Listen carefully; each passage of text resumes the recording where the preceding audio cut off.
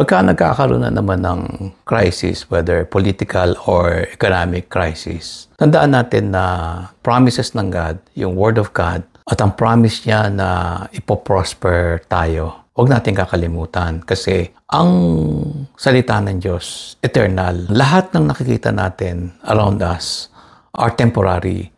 But the Word of God is permanent. It does not change. Pag sinabi niya ipoprosper ka, maniwala ka na ipoprosper ka. And go back to His Word. Pagka may crisis, go back to His Word and remember those promises. No? In fact, sa akin, in a lot of crisis, ang nag-minister sa aking Word of God is that in times of famine, you shall have plenty. It's in Psalm 37, in times of famine, you shall have plenty. So there will be plenty of crisis around us. Kasi man's kingdom is based on scarcity. But in God, sabi nga ni Jesus, I came that you might have life and life more abundantly.